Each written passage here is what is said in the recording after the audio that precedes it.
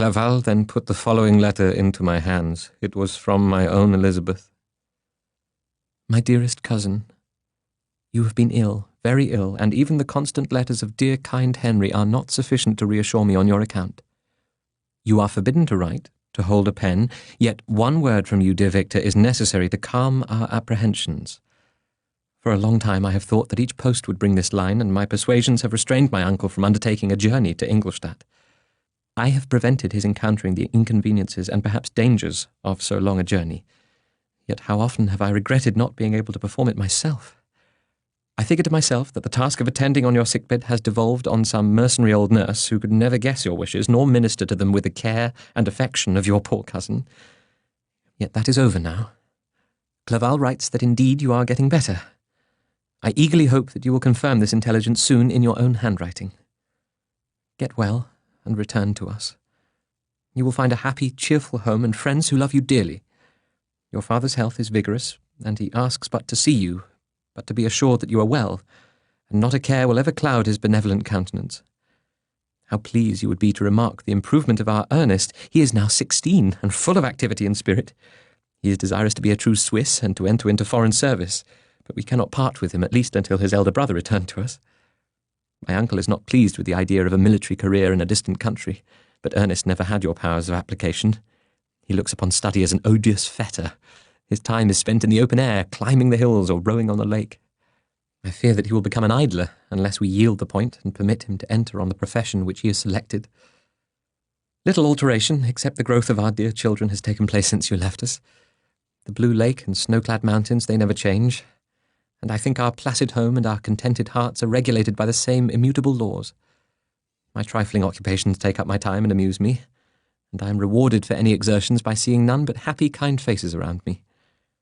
Since you left us, but one change has taken place in our little household. Do you remember on what occasions Justine Moritz entered our family? Probably you do not. I will relate her history, therefore, in a few words.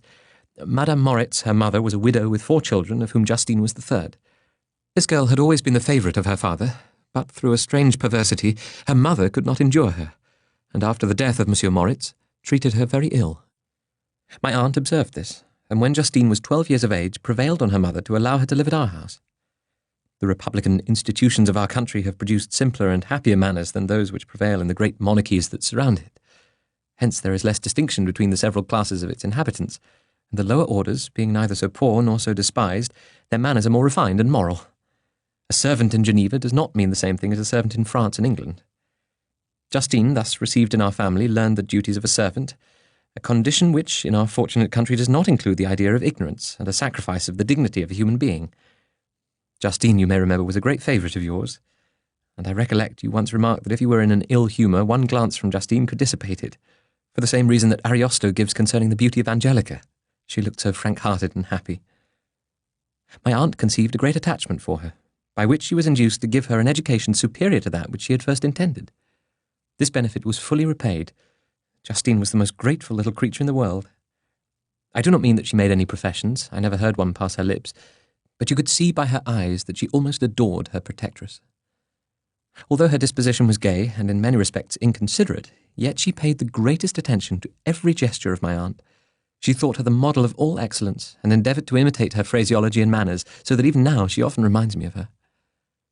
When my dearest aunt died, everyone was too much occupied in their own grief to notice poor Justine, who had attended her illness with the most anxious affection. Poor Justine was very ill, but other trials were reserved for her. One by one, her brothers and sisters died, and her mother, with the exception of her neglected daughter, was left childless. The conscience of the woman was troubled. She began to think that the deaths of her favourites were a judgment from heaven to chastise her partiality. She was a Roman Catholic, and I believe her confessor confirmed the idea which she had conceived. Accordingly, a few months after your departure for Ingolstadt, Justine was called home by her repentant mother. Poor girl! She wept when she quitted our house. She was much altered since the death of my aunt. Grief had given softness and a winning mildness to her manners, which had before been remarkable for vivacity. Nor was her residence at her mother's house of a nature to restore her gaiety. The poor woman was very vacillating in her repentance. She sometimes begged Justine to forgive her unkindness, but much oftener accused her of having caused the deaths of her brothers and sister. Perpetual fretting at length threw Madame Moritz into a decline, which at first increased her irritability, but she is now at peace forever. She died on the first approach of cold weather, at the beginning of this last winter. Justine has returned to us, and I assure you I love her tenderly. She is very clever and gentle and extremely pretty. As I mentioned before, her mien and her expressions continually remind me of my dear aunt. I must say also a few words to you, my dear cousin, of little darling William. I wish you could see him. He is very tall of his age, with sweet, laughing blue eyes, dark eyelashes, and curling hair. When he smiles, 2 little dimples appear on each cheek, which are rosy with health. He has already had 1 or 2 little wives, but Louisa Byron is his favourite, a pretty little girl of 5 years of age. Now, dear Victor, I dare say you wish to be indulged in a little gossip concerning the good people of Geneva. The pretty Miss Mansfield has already received the congratulatory visits on her approaching marriage with a young Englishman, John Melbourne, Esquire. Her ugly sister Manon married Monsieur Duvillard, the rich banker, last autumn. Your favourite schoolfellow Louis Manoir has suffered misfortune since the departure of Clerval from Geneva, but he has already recovered his spirits, and is reported to be on the point of marrying a very lively, pretty Frenchwoman, Madame Tavernier. She is a widow, and much older than Manoir, but she is very much admired, and a favourite with everybody. I have written myself into better spirits, dear cousin, but my anxiety returns upon me as I conclude. Write, dearest Victor, 1 line. 1 word will be a blessing to us. 10,000 thanks to Henry for his kindness, his affection, and his many letters. We are sincerely grateful. Adieu, my cousin, take care of yourself. And I entreat you, write. Elizabeth Lavenza. Geneva, March 18th. Dear, dear Elizabeth, I exclaimed when I had read her letter. I will write instantly and relieve them from the anxiety they must feel. I wrote, and this exertion greatly fatigued me, but my convalescence had commenced and proceeded regularly. In another fortnight I was able to leave my chamber. One of my first duties on my recovery was to introduce Clerval to the several professors of the university. In doing this I underwent a kind of rough usage, ill-befitting the wounds that my mind had sustained. Ever since the fatal night, the end of my labours and the beginning of my misfortunes, I had conceived a violent antipathy even to the name of natural philosophy. When I was otherwise quite restored to health, the sight of a chemical instrument would renew all the agony of my nervous symptoms. Henry saw this and had removed all my apparatus from my view. He had also changed my apartment, for he perceived that I had acquired a dislike for the room which had previously been my laboratory. But these cares of Clerval were made of no avail when I visited the professors. Monsieur Waldman inflicted torture when he praised with kindness and warmth the astonishing progress I had made in the sciences. He soon perceived that I disliked the subject, but not guessing the real cause, he attributed my feelings to modesty, and changed the subject from my improvement to the science itself, with a desire, as I evidently saw, of drawing me out. What could I do? He meant to please, and he tormented me. I felt as if he had placed carefully, 1 by 1, in my view, those instruments which were to be afterwards used in putting me to a slow and cruel death. I writhed under his words, yet dare not exhibit the pain I felt. Clerval, whose eyes and feelings were always quick in discerning the sensations of others, declined the subject, alleging in excuse his total ignorance, and the conversation took a more general turn. I thanked my friend from my heart, but I did not speak. I saw plainly that he was surprised, but he never attempted to draw my secret from me, and although I loved him with a mixture of affection and reverence that knew no bounds, yet I could never persuade myself to confide to him that event which was so often present to my recollection, but which I feared the detail to another would only impress more deeply. Monsieur Kremper was not equally docile, and in my condition at that time of almost insupportable sensitiveness, his harsh, blunt encomiums gave me even more pain than the benevolent approbations of Monsieur Waldman. "Damn the fellow!" cried he. "Why, Monsieur Clerval, I assure you he has outstripped us all. I stare if you please, but it is nevertheless true. A youngster who, but a few years ago, believed in Cornelius Agrippa as firmly as in the Gospel, has now set himself, At the head of the university, and if he is not soon pulled down, we shall all be out of countenance. Aye, aye, continued he, observing my face expressive of suffering. Monsieur Frankenstein is modest. An excellent quality in a young man. Young men should be diffident of themselves, you know, Monsieur Clerval. I was myself when young, but that wears out in a very short time. Monsieur Kremper had now commenced a eulogy on himself, which happily turned the conversation from a subject that was so annoying to me. Clerval had never sympathized in my tastes for natural science, and his literary pursuits differed wholly from those which had occupied me. He came to the university with the design of making himself complete master of the Oriental languages, as thus he should open a field for the plan of life he had marked out for himself. Resolved to pursue no inglorious career, he turned his eyes towards the east as affording scope for his spirit of enterprise. The Persian, Arabic, and Sanskrit languages engaged his attention, and I was easily induced to enter on the same studies. Idleness had ever been irksome to me, and now that I wished to fly from reflection and hated my former studies, I felt great relief in being the fellow pupil with my friend, and found not only instruction but consolation in the works of the Orientalists.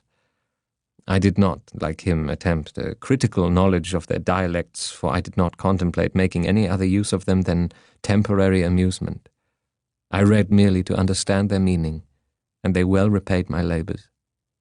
Their melancholy is soothing, and their joy elevating, to a degree I never experienced in studying the authors of any other country.